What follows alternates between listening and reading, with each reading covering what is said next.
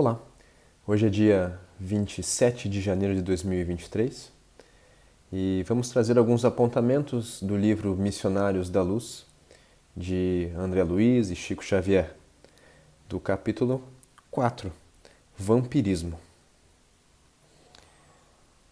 O capítulo 4, eles estavam finalizando, tinha acabado de finalizar uma reunião mediúnica e logo após, Alexandre se acerca de André e comenta: graças ao Senhor, tivemos uma noite feliz. Muito trabalho contra o vampirismo. E esse é o ponto do capítulo. Então, André comenta que lhe vira os mais estranhos bacilos de natureza psíquica, completamente desconhecidos da microbiologia mais avançada. Não guardavam a forma esférica das cocáceas, nem o tipo de bastonete das bacteriáceas diversas. Entretanto, formavam colônias densas e terríveis. Ele reconheceu os ataques aos elementos vitais do corpo físico, atuando com maior potencial destrutivo sobre as células mais delicadas. E aí Alexandre começa a explicar para ele. Sem nos referirmos aos morcegos sugadores, o vampiro entre os homens é o fantasma dos mortos que se retira do sepulcro, alta noite, para alimentar-se do sangue dos vivos. Não sei quem é o autor de semelhante definição, mas no fundo não está errada. Apenas cumpre considerar que entre nós, vampiro é toda entidade ociosa que se vale indebitamente das possibilidades alheias. E se tratando de vampiros que visitam os encarnados, é necessário reconhecer que eles atendem aos sinistros propósitos a qualquer hora, desde que encontrem guarida no estojo de carne dos homens. Então, não nos é novo a questão de que há diversos perigos e riscos, não só no mundo físico, como no mundo espiritual. E aqui ele comenta, ele dá uma dica.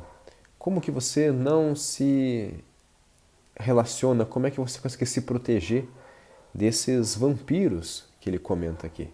É não dando guarida no estojo de carne. Ou seja, se afastando do mundo material, se afastando dos vícios. Ele vai comentar mais sobre isso. Veja, ele coloca assim: a patogênese da alma está dividida em quadros dolorosos. A cólera, a intemperança, os desvarios do sexo, as viciações de várias matizes formam criações inferiores que afetam profundamente a vida íntima. Quase sempre o corpo doente assinala a mente enfermiça. Ou seja, quase sempre o que ele coloca aqui, as nossas doenças começam aonde?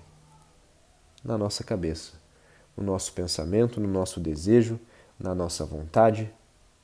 É lá que começa. E aí, Alexandre continua a sua conversa com André, explicando sobre o vampirismo. Ele comenta que sobre a nossa lei, a lei de ação e reação, ou a lei que ele coloca aqui da semeadura e da colheita, que primeiro você planta, depois você colhe. Ou seja, é necessário você fazer algo para que haja uma reação contrária. Então ele comenta que encontrando terra propícia, produzirá-se a seu modo e na mesma pauta de multiplicação. Nessa resposta da natureza, temos simplesmente a lei. Você está observando o setor das larvas com justificável admiração. Nas moléstias da alma, como nas enfermidades do corpo físico, antes da afecção existe o ambiente. As ações produzem efeitos, os sentimentos geram criações. Os pensamentos dão origem a formas e consequências de infinitas expressões. E em virtude de cada espírito representar um universo por si, cada um de nós é responsável pela emissão das forças que lançamos em circulação nas correntes da vida. Se nós temos essa responsabilidade, cabe a nós a reflexão de que forças nós estamos lançando. no ambiente. Que ambiente nós estamos nos colocando, ou que ambiente nós estamos criando para nós mesmos. O contágio aqui é fato consumado, desde que a imprevidência ou a necessidade de luta estabeleça um ambiente propício entre companheiros do mesmo nível. Então veja, qual que é a forma de você ser então infectado, de você sofrer as consequências dessas moléstias, digamos assim, espirituais? Através da imprevidência, através das nossas ações, pensamentos, desejos, que a gente já comentou, ou, que é um ponto importante aqui, a necessidade de luta. Perfeito? Ou seja, também temos uma outra lei colocada aqui, a lei da evolução. Muitas vezes somos colocados em situações para que sejamos testados ou que erramos lá num pretérito distante e precisamos passar por essa prova para aprendizado. Aí Alexandre faz uma crítica a questões da sociedade, questões de família. Ele comenta que além da gente ter um pretérito cheio de ressalvas, cheio de dificuldades, ele coloca que à medida que se refinam conhecimentos intelectuais, parece que há menor respeito no homem para com as dádivas sagradas. Então, o que o conhecimento tem nos trazido? Ao invés de maior responsabilidade, ao invés de maior crescimento moral, muitas vezes é o contrário. É como dar mais poder a crianças, a jovens imaturos. O que eles fazem? Fazem besteira. Esses somos nós. Por isso precisamos buscar essa maturidade. Olha o que ele comenta. Comumente, aos 20 anos, em virtude da inércia dos vigias do lar, a mulher é uma boneca e o homem um manequim de futilidades doentias, muito mais interessados no serviço dos alfaiates que no esclarecimento dos professores. No casamento, muitas vezes são pessoas excessivamente ignorantes ou demasiadamente desviadas. Entre abusos do sexo e da alimentação, desde os anos mais tenros, nada mais fazíamos. Agora falando de nós mesmos, que nós não estamos longe, fora desse panorama. Nada mais fazíamos que desenvolver as tendências inferiores, cristalizando hábitos malignos. O plano superior jamais nega recursos aos necessitados. Valendo-se dos mínimos ensejos, auxilia os irmãos de humanidade na restauração de seus patrimônios, seja cooperando com a natureza, seja inspirando a descoberta de novas fontes medicamentosas e reparadoras. Apesar disso, porém, o cipoal da ignorância é ainda muito espesso. E o vampirismo mantém considerável expressão, porque se o Pai é sumamente misericordioso, é também infinitamente justo. Aí os dois aspectos muito comentados de características de Deus, né? Justo e misericordioso. Os dois se equilibram. Ninguém lhe confundirá os desígnios. E a morte do corpo quase sempre surpreende a alma em terrível condição parasitária. Sem preparo, e tendo vivido muito mais de sensações animalizadas, e esses somos nós, é isso que nós temos que refletir, o que nos move, quais nossas perspectivas, quais nossos propósitos, para que não fique presos apenas em sensações animalizadas, do que ao invés de sentimentos e pensamentos puros. Então, além do túmulo, o que acontece? Prosseguem imantados aos ambientes domésticos que lhes alimentavam o campo emocional. Nós mesmos, se estivermos presos a essas questões mais animalizadas, ao desencarnar, vamos continuar presos a elas. E nós seremos os vampiros de amanhã. Muito possivelmente até de forma às vezes inconsciente.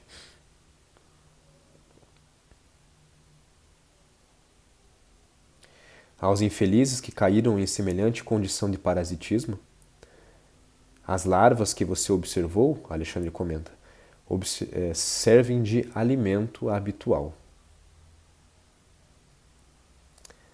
É claro que não é servido em pratos, é o que ele comenta logo após. Basta o, o desencarnado agarrar-se aos companheiros de ignorância, ainda encarnados, e sugar-lhes a substância vital. É como se ele precisasse daquilo, é como se fosse uma energia a qual ele precisa, como se fosse uma droga, a qual ele tem severas reações caso não mantenha contato. E aí ele comenta uma questão interessante que muitos comentam a respeito do vegetarianismo nessa parte aqui. Alexandre fala dessa forma: por que tamanha estranheza? E nós outros, quando nas esferas da carne? Nossas mesas não se mantinham à custa das vísceras dos touros e das aves?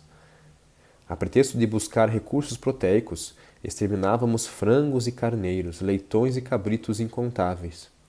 Sugávamos os tecidos musculares, roíamos os ossos.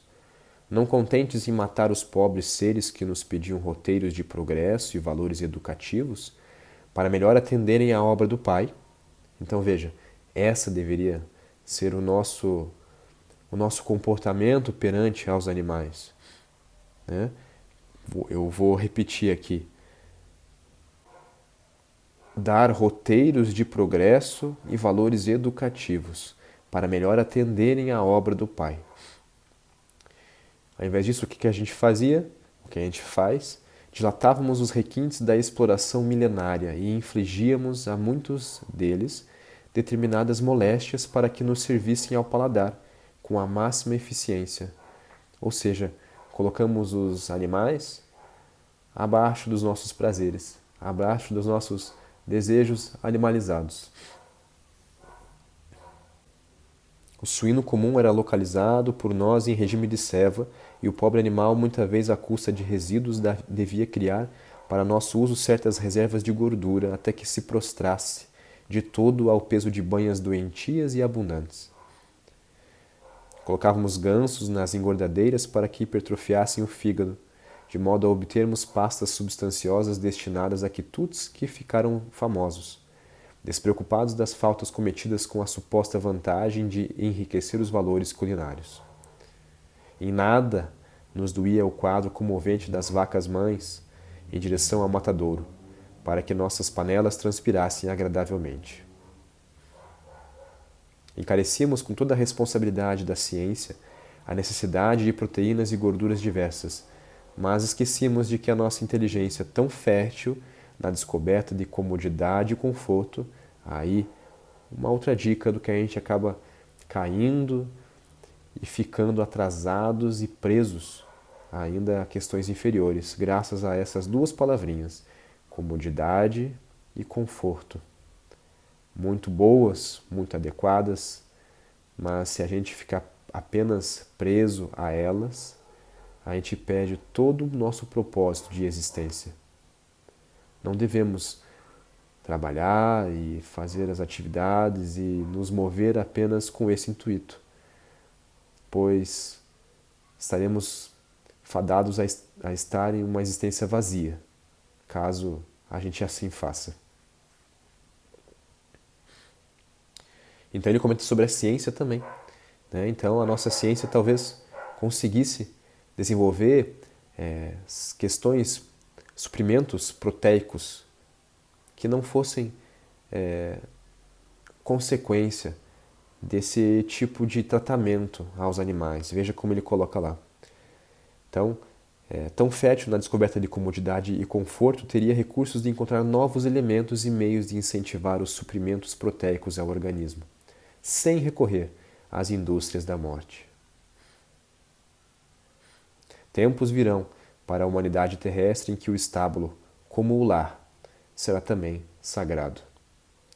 Veja que bonita a forma dele colocar então aqui os nossos irmãos mais novos, né? Os animais.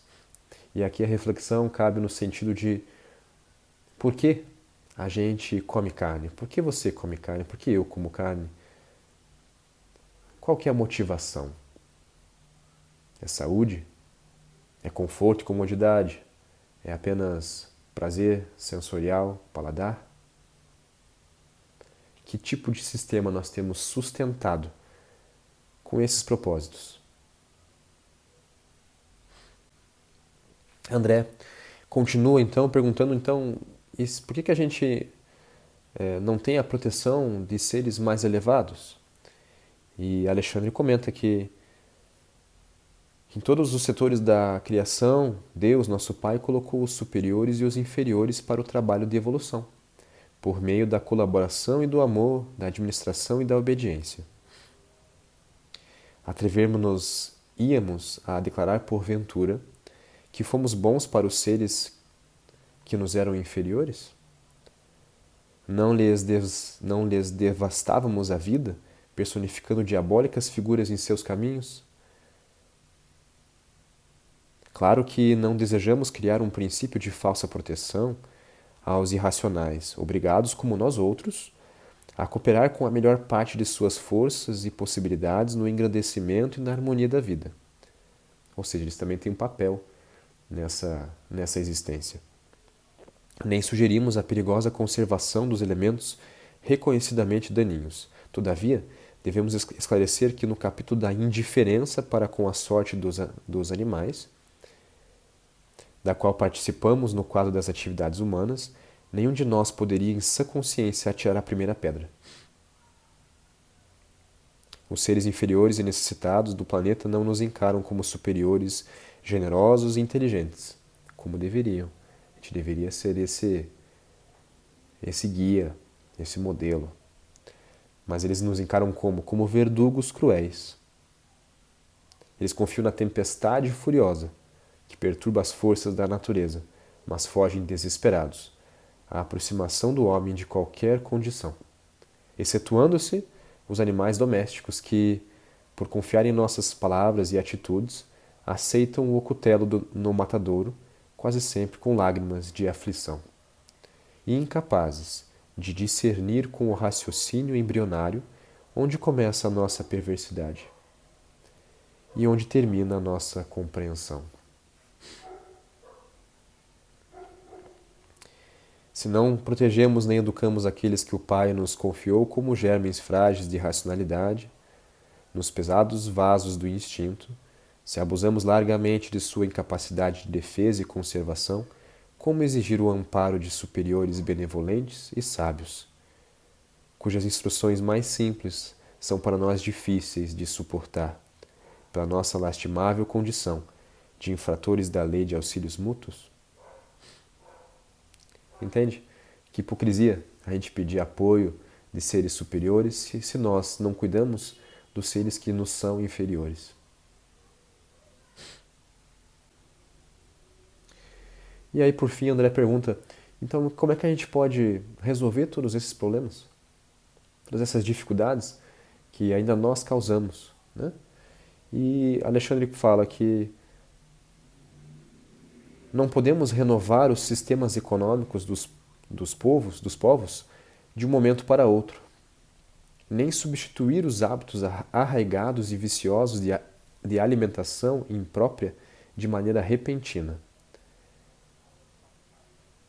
Refletem eles igualmente nossos erros multimilenários, mas na qualidade de filhos endividados para com Deus e a natureza, devemos prosseguir no trabalho educativo, acordando os companheiros. Aqui ele coloca os companheiros encarnados, mais experientes e esclarecidos, para a nova era em que os homens cultivarão o solo da terra por amor e utilizar-se-ão dos animais com espírito de respeito, educação e entendimento. Então, para você que já entendeu ou que já começa a perceber que precisa mudar certas atitudes com relação ao que a gente comentava aqui, que possamos ser mais e mais um reflexo dessa mudança, sem exigir de ninguém uma mudança de comportamento repentina, e sim sejamos nós um exemplo para que no momento certo aquela pessoa faça também a sua transformação. A melhor maneira de mudar o mundo é mudando a nós mesmos. E aí, ao final do capítulo, Alexandre retorna com a questão dos companheiros encarnados ali da reunião mediúnica, que o legítimo desenvolvimento mediúnico é problema de ascensão espiritual dos candidatos às percepções sublimes. Que para a gente ter essa percepção mais sublime, poder ajudar melhor, ser um melhor veículo, temos que operar essa transformação em nós mesmos, em todos os sentidos, para o bem, para o rumo que nos foi passado por Jesus, principalmente. E Alexandre já dá um spoiler, já dá uma introdução do que virá no próximo capítulo, que fora ali daquela casa, fora da onde teve a reunião mediúnica, por mais que eles conseguissem afastar e diminuir as consequências do vampirismo naqueles seres encarnados que participaram, ali fora, infelizmente, muitos deles operariam uma mudança de pensamento e outros seres desencarnados voltariam a se colar naqueles seres. Muito devido ao que a gente comentou, à invigilância destes e de nós mesmos, muitas vezes.